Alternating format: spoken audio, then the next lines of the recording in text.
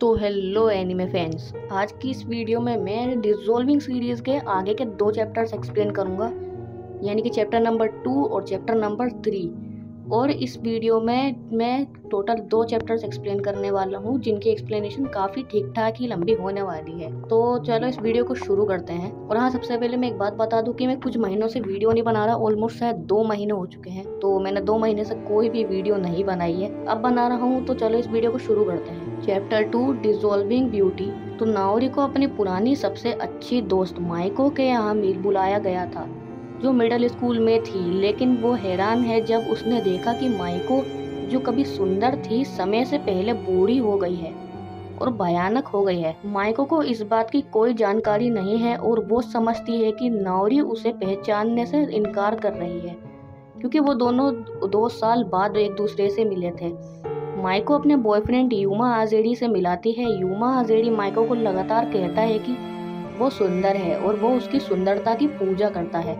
जब माइको अनुपस्थित होती है, नाओरी यूमा से पूछने की कोशिश करती है कि माइको के साथ क्या हुआ है, लेकिन वो इनकार कर देता है कि वो किसी तरह से बदल गई है। नाओरी समझती है कि वो सिर्फ माइको का समर्थन कर रहा है, लेकिन फिर वो नाओरी को कहता है कि वो सुंदर है। जल्द ही आजेरी माइको को छोड़ देता है और नाओरी के साथ रहने लगता है। माइको नाओरी और यूमा को कपल की तरह स्टॉक करने लगती है और यूमा माइको से माफी भी मांगता है। बाद में माइको की खुदकुशी करने से मौत हो जाती है। यूमा लगातार नाओरी को कहता है कि वो सुंदर है और वो उसे मानता है, हालांकि वो धीरे धीरे माइको की तरह ग्रोस्टी और डिफॉर्म्ड हो रही थी।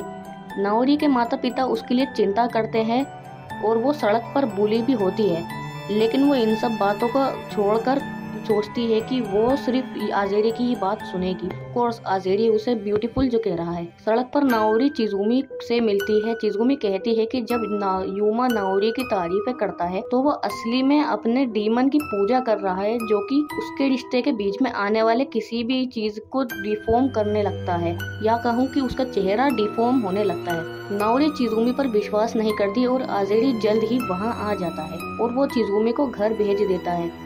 वो माफी मांगता है और कहता है कि चिजुमी झूठी है और उसका दिमागी संतुलन ठीक नहीं है। जब नाओरी पूछती है कि क्या वो सच में सुंदर है, आजेरी कहता है कि उसकी सुंदरता पूरी यूनिवर्स को पार कर गई है। नाओरी उस पर विश्वास करती है, यहाँ तक कि अब उसके पीछे डीमन आ चुका था। उसका चेहरा और भी ज्यादा बिगड़ जाता है। कुछ दिनों बाद आजेरी और चिजुमी गायब हो जाते हैं। नाओरी, जो अब तक भयानक रूप से बदल गई है और वो तोड़ गई है, लेकिन वो अभी भी आजेरी की बातों पर विश्वास करती है और वो सोचती है कि आजेरी सही था और वो सबसे सुंदर है। Chapter number 3 dissolving apartment. अब आजेरी परिवार एक छोटे अपार्टमेंट बिल्डिंग में शिफ्ट होता है, जहां उनके कई अच्छे नेबर्स हैं, जिनमें से एक ओगावारा आराशियामा और एक अननेम्ड ओल्ड वुमन शामिल है। आजावा के माता पिता अपने नेबर्स से मिलते हैं और उन्हें मोची नाम का एक गिफ्ट देते हैं। जिन लोगों को नहीं पता कि मोची क्या होता है, तो मोची एक जैपनीज डिश होती है जो खाने के बाद उन्हें बहुत बीमार कर देती है। लेकिन इससे भी ज्यादा चिंता का विषय है कि आजावा के अपार्टमेंट से आने वाले आवाज और चीखने की आवाजें जो आजावा के माता पिता को उनके बेटे को मारने और उससे माफी मांगने की आवाजें सुनाई देती हैं। नेबर्स चिंतित हैं और आजावा के माता पिता से बात करने की कोशिश करते हैं, लेकिन उनके बदले चिजुमी मिलने आती है और वो उन्हें बताती है कि उसके माता पिता तो कई साल पहले ही मर गए थे। चिजुमी ओगावारा को परेशान करती है और उसके साथ बदसलूकी करती है, लेकिन ओगावारा और अननेम्ड नेबर चिजुमी के लिए चिंतित हैं और उसकी मदद करने की कोशिश करते हैं। नेबर्स को आजावा के अपार्टमेंट से आने वाले शोर से परेशानी होती है और ओगावारा और अननेम्ड नेबर चिजुमी और यूमा की मदद करने की कोशिश करने लगते हैं। अंत में जब वो चिजुमी के साथ समय बिता रहे होते हैं तो उन्हें सीलिंग से ड्रिप्स महसूस होती हैं, जिसे देखकर चिजुमी कहती है कि आराशियामा फाइनली मेल्ट हो चुका है। जब वो आराशियामा को जांच करने के लिए ऊपर जाते हैं तो वो वहाँ देखते हैं कि यूमा के माता पिता भी हाथों हाथ मेल्ट हो चुके हैं।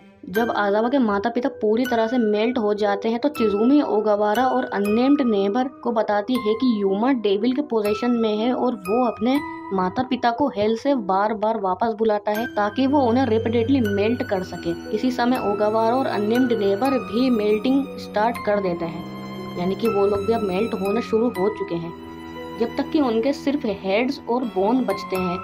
चिजुमी कहती है कि समय आ गया है कि वो और यूमा दोनों के दोनों मिलकर अपनी फिर से लोकेशन चेंज करें, यानी कि भैया यहाँ से भी भागने वाले हैं, जबकि यूमा मेल्टेड बॉडीज के साथ वहीं पड़ा रहता है। और इसी के साथ ये चैप्टर भी खत्म हो जाता है और साथ ही ये वीडियो भी खत्म होती है। तो अगर तुम लोगों को वीडियो अच्छी लगी हो या फिर वीडियो की एक्सप्लेनेशन अच्छी लगी हो तो वीडियो को ज़रूर से लाइक कर देना और चैनल को सब्सक्राइब कर देना। मिलते हैं नेक्स्ट वीडियो में किसी और टॉपिक के साथ, तब तक के लिए बाय बाय।